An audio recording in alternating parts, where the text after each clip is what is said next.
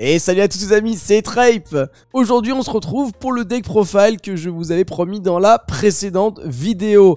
On va partir sur un petit deck de structure en x3 parce que c'est quand même le plus budget possible. Et pour rester quand même budget mais efficace, on va rajouter d'autres cartes qui vont nous amener toujours à moins de 100 €. En tout cas le plus possible, le plus près en dessous de moins de 100 € pour avoisiner en fait un jeu. Hein. Mon point de vue, c'est ça budget, c'est vous achetez un FIFA à 70 €, bon si vous achetez un deck pour 70 €, vous avez acheté un jeu.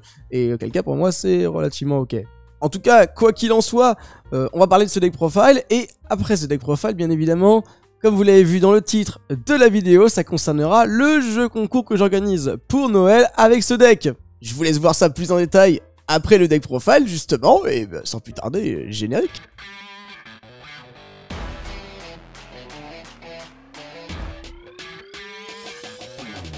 On commence ce deck profile directement avec les boss monsters, avec 3 règnes galants, roi suprême du monde ténébreux, parce que c'est celui qui va aller nous chercher tous les monstres de plus de niveau 5, c'est ceux qui nous intéressent dedans, à savoir Grapha et Sylva. C'est génial, voilà, donc x3. En plus de ça, il s'invoque depuis le cimetière pas qu'une seule fois par tour, donc il est super intéressant.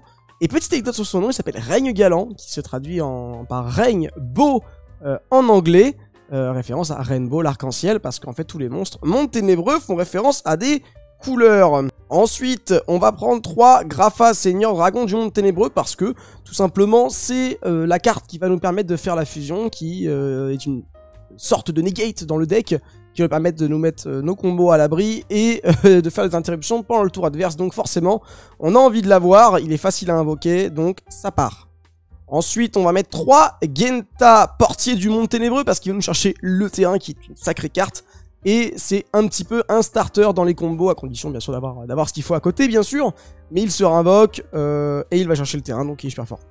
Ensuite, Snow, chanoinesse du monde ténébreux, tout simplement parce qu'elle peut ajouter des cartes monde ténébreux depuis le deck à la main, donc voilà, c'est super fort. x3, parce que son effet n'est pas une seule fois par tour, donc c'est super cool. Ensuite, 3 Bro, chasseurs du monde ténébreux, parce qu'on a besoin d'un petit moteur de pioche dans le deck, donc lorsque lui il est défaussé, il nous permet de piocher une carte, si c'est par un effet d'adversaire, 2 cartes.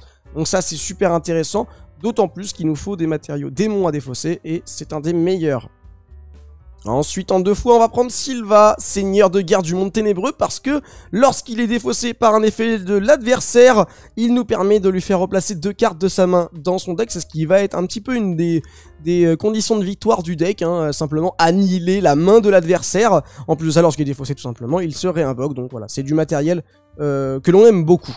Ensuite, en petite carte en one-off, beige, avant-garde du monde ténébreux, parce que lorsqu'il est défaussé, il s'invoque. Donc c'est un petit peu un Genta en moins fort, mais ça fait toujours du matos pour aller faire des links, donc très intéressant. Ensuite, on va jouer un Céruli, gourou du monde ténébreux, parce que lorsqu'il est invoqué sur le terrain de l'adversaire, il nous fait nous défausser une carte, donc ça active les Sylva, ou ça démultiplie nos effets des mondes ténébreux, et surtout, lorsqu'il est défaussé, on peut l'invoquer sur le terrain de l'adversaire. Donc, tout simplement, voilà, il est super fort. Ça va être un petit peu la pièce maîtresse de nos combos. Donc, faudra absolument le protéger et le garder dans le cimetière. Attention au shuffler des Tearlament. Ça peut être désastreux. Et ensuite, on va jouer un Parle, ermite du monde ténébreux, pour maximiser un peu le nombre de démons qu'on a dans le deck. Surtout que lui, lorsqu'il est défaussé, il permet de réinvoquer un monstre du cimetière, ou d'invoquer spécialement sur l'un des terrains un de nos monstres bannis, ou dans notre cimetière. Donc voilà, on y pense encore une fois, hein, si on se faisait bannir notre gourou, on a une option de récupération avec Parle par exemple. Voilà, donc c'est une carte un peu polyvalente, seulement en x1 parce qu'on n'a pas envie d'avoir plus. Voilà, il est très bien. Ensuite évidemment, pour accompagner Genta, on va jouer 3 fois le portail du monde ténébreux, parce que voilà, c'est un moteur de pioche également, c'est un starter qui nous permet de nous défausser par effet de carte, donc on prend. Ensuite, 2 avènements du monde ténébreux. Alors, la plupart des joueurs font le choix d'en jouer qu'une seule, mais étant donné qu'on n'a pas forcément assez de matériel à défausser dans la main pour la récupérer du cimetière, j'aime bien en avoir 2, parce que ça fait plus accès à la carte, et on a vraiment envie d'avoir la fusion sur le terrain, donc c'est la carte qui nous permet de fusionner, soit en bannissant du cimetière, soit en se défaussant. Donc, personnellement, j'aime beaucoup la carte, on prend. Ensuite, une archive du monde ténébreux, parce que tout simplement, lorsqu'on se défausse une carte par un effet carte monde ténébreux, ou par un effet de l'adversaire bien sûr, on va pouvoir se défausser une carte supplémentaire et piocher 2 nouvelles cartes. C'est un moteur de pioche exceptionnel, on n'a pas envie d'en avoir plus parce que, attention, il peut... Enfin, ça coûte des matos, ça peut faire brique, Et puis ensuite, bien sûr, son deuxième effet plutôt intéressant d'augmenter l'attaque des monstres sur le terrain. Ça peut servir à avoir une battle phase très intéressante. Ensuite, j'ai fait le choix de jouer un art des marionnettes du monde ténébreux et un châtiment du monde ténébreux. Alors, ces deux cartes ne font absolument pas l'unanimité dans tous les deck profile monde ténébreux, tout simplement parce que ces cartes nécessitent de défausser un démon de notre main, et ça on n'en a pas forcément toujours pendant le tour adverse parce que c'est une magie rapide et ça une counter trap, donc on va vouloir les jouer pendant le tour adverse, d'autant plus que la counter trap est une trappe, donc elle a le défaut de devoir être jouée en go first, donc le go second est encore amoindri alors que déjà il n'est pas forcément très bon, voire pas bon du tout. Et cette carte là ne gère que les match-up avec des cartes qui sont dans le cimetière. Bien sûr on pense au Tearlament, moi c'est à ça que je pense principalement quand je joue cette carte en termes d'options. Pour autant, voilà, elle touche pas les Few Vagabond Breeze, donc c'est pas obligé de les mettre. Personnellement, je les aime bien, quitte à les decide. Voilà, dans cette première version, je les joue. On va passer un petit peu au free spot. Là, je crois qu'on est à peu près rendu à 28 cartes côté monde ténébreux. Donc voilà, c'est quasiment tout le deck de structure en x3, ça fait toujours plaisir. On va jouer une engine danger, donc j'ai choisi de jouer donc 2 Bigfoot parce que justement, pour un peu plus le ghost second, s'il a défaussé, on peut détruire une carte face recto de l'adversaire, donc ça peut être pas mal du tout. En plus, il possède 3000 points d'attaque, c'est toujours intéressant, il est niveau 8, donc il peut donner accès à des Xyz avec nos Grapha, Regnumbo, etc. Donc c'est plutôt cool. Je joue un danger Nessie, parce que j'en ai pas 2, sinon je jouerai en 2, voire 3, parce que c'est clairement le meilleur des dangers. Il permet d'aller ajouter un autre danger à la main s'il est défaussé. Et en plus de ça, sinon il fait les effets des dangers classiques, lorsqu'il est défaussé, il pioche une carte, donc on aime bien. Ensuite, j'ai choisi de jouer donc un Chupacabra, un Danger Homme Papillon, parce que ces deux-là sont niveau 4, donc ils nous donnent accès avec les autres mondes ténébreux à des Xyz, tout simplement. Le Chupacabra est un démon, donc ça c'est vraiment un atout pas mal du tout. J'en joue qu'un seul parce que je joue pas tant que ça dans danger, parce que si on a une main qu'avec ça, c'est pas excellent, mais il permet d'en réinvoquer du coup des dangers depuis le cimetière. Ensuite, l'homme papillon, celui-là où je me tâte énormément parce que chaque joueur pioche une carte puis en défausse une. Donc on lance un combo Tearlament potentiellement. Donc je suis pas forcément ultra convaincu de l'homme papillon, mais dans le deck structure, on reste budget avec. C'est une option de jeu, on prend. Ensuite, un Tsushinoko et un Jackalope. Alors celui-ci ne fait pas partie du deck de structure, hein, tout comme Nessie, donc il faudra se le procurer à côté, même s'il est très simple à avoir. Le Tsushinoko, lui, est dans le deck. On les joue en x1 tous les deux parce qu'ils sont limités, sinon ça serait clairement dans les meilleurs. Lui invoque un 1 du deck, et lui s'invoque spécialement donc des pièces de combo surpuissantes, très clairement. Ensuite, une carte démon, le catalyseur Salamander, qui est une carte tout simplement incroyable. C'est un démon, donc c'est tout ce qu'on a besoin dans ce deck. Je rappelle, on doit défausser des démons. Et c'est un énorme starter. On peut révéler cette carte ainsi qu'un démon de notre main. On en invoque spécialement un et on défausse l'autre. Donc on peut invoquer Salamander, qui est niveau 4, et ensuite de ça, on défausse un autre démon. Donc ce démon-là, si c'est un monde ténébreux, on active son effet vu que c'est un effet de carte. Donc ça, c'est super fort. Ensuite, un aile noire Zephyros, l'élite, parce qu'on peut la défausser et la réinvoquer en envoyant une carte face recto qu'on contrôle à la main. Je le rappelle, on a un terrain qui n'est pas une fois par tour, donc ça veut dire que ça réactive notre terrain monde ténébreux, ce qui est super fort tout simplement, tout en invoquant un monstre de niveau 4, encore une fois plus X6, donc plus options de jeu, j'aime beaucoup. Pour rester budget, j'ai choisi de récupérer une destruction de cartes dans le deck de structure, parce que ça nous fait défausser toute la main. On pourrait jouer des Allure of Darkness, mais je voulais quand même minimiser les cartes qui étaient en dehors du deck de structure, donc on va jouer ça. Concernant l'extra deck, on va commencer avec 2 fois le boss monster, Grapha, parce qu'on va rarement le faire plus que 2 fois, c'est déjà énorme, du haut de ses 3200 points, plus son effet de changement d'effet adverse, qui s'apparente à une annulation d'effet adverse, ce qui est très intéressant ici, ça l'interrompt. Il est extrêmement puissant, donc on va le jouer en x2, et ça va même arriver que dans les combos, on le fasse déjà 2 fois dès le départ, donc c'est pas mal du tout. Ensuite, pour les Xyz, j'ai choisi de jouer Dugarès l'intemporel, évidemment, le Résident des Abysses et Bagooska, parce que ces 3-là, c'est dans les options les plus budget, les plus puissantes concernant la méta. Ces deux-là peuvent interrompre respectivement Few Vagabond Breeze et ici Tearlament, donc super cool, facile à faire. Ça nous tempo des matchs directement, le Bagooska. Et Dugarès l'intemporel, parce qu'il nous fait tout simplement défausser une carte après avoir pioché 2.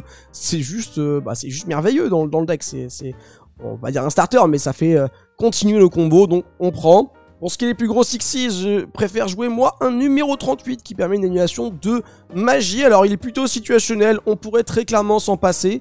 De même que je joue un Zeus qu'on pourrait également se passer, mais c'est un breakboard surpuissant, assez facile justement sur les X6 niveau 4 comme Bagooska qui n'aurait plus assez de matos. Voilà, moi j'aime les deux. Je les joue, après on n'est pas obligé, ça reste des options de jeu ici totalement valables pour vous. Donc ensuite on va jouer en Link 2, donc pour commencer 2 cartes extrêmement puissantes. La première indispensable, la Fouineuse des Enfers, que je vous mets simplement en montage, que je ne l'ai pas sur moi, qui est une carte qui permet de réinvoquer un démon du cimetière. Donc c'est super fort, c'est une Link 2 générique, on prend direct. Et la magicienne akashique, parce qu'elle permet de renvoyer un monstre sur le terrain adverse dans la main. Alors, à quoi ça sert? Bah, ça sert simplement à renvoyer cette petite carte, le Céruli, qu'on a vu juste avant, parce qu'une fois qu'il est renvoyé, bah, on peut refaire son effet, hein, comme tous les mondes ténébreux, c'est pas une fois par tour. Donc on le place en face des zones extra-deck du terrain. On place le Céruli donc sur le terrain adverse juste en face, et comme ça la magicienne akashique, lorsqu'elle est invoquée, va permettre de renvoyer le monstre à la main. Donc super pièce de combo, on prend. Pour Link 2, j'aime bien jouer un Phoenix et une Happy Mascarena, parce que Mascarena on coûte quelques euros, mais c'est une carte surpuissante qui protégera, enfin qui générera des interactions pendant le tour adverse, donc on aime. Et le Phoenix, parce que c'est une carte extrêmement polyvalente, comme d'habitude, ça permet de défausser des cartes. Donc ici, attention, c'est un coup de défausser, donc ça n'active pas les mondes ténébreux, mais ça active toujours les dangers. Donc ça peut être très intéressant quand on a par exemple un Bigfoot.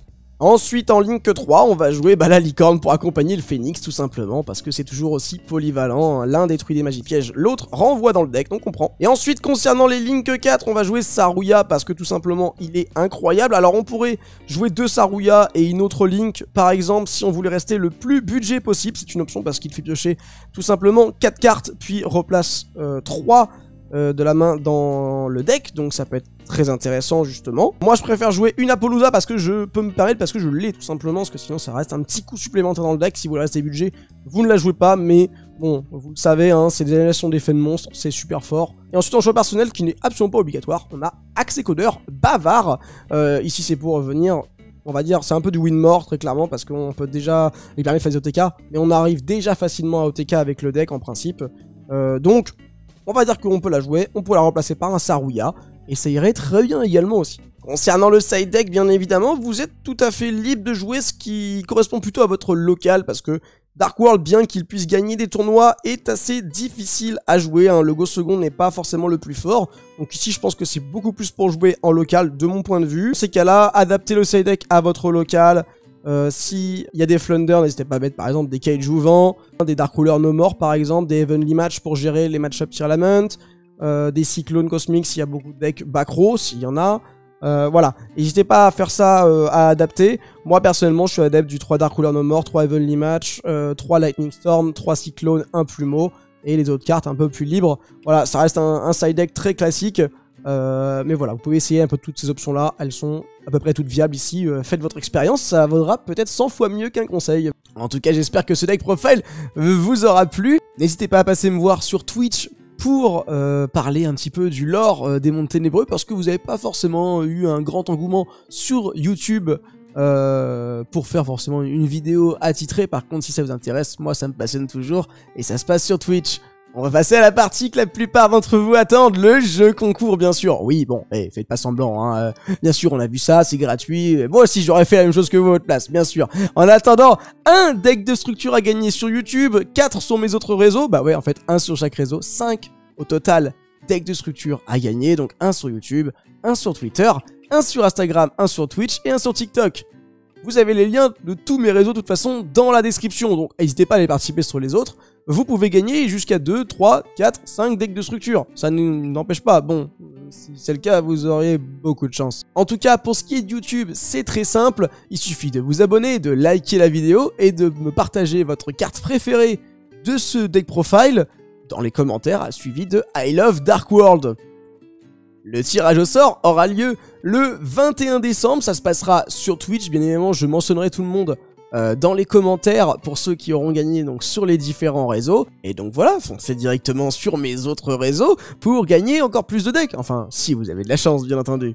En tout cas voilà pour ce deck profile et ce jeu concours, j'espère que vous aurez apprécié la vidéo. Indépendamment de si vous voulez participer ou non à ce concours, je vous invite quand même à vous abonner, à liker la vidéo et la partager. Voilà, mettez un petit commentaire, même si c'est pas avec I Love Dark World ou juste un commentaire de ce que vous avez pensé de la vidéo. Ça sera avec grand plaisir que je le lirai et que j'y répondrai bien évidemment. Voilà. Donc sur ce les amis, je vous dis à la prochaine. Ciao.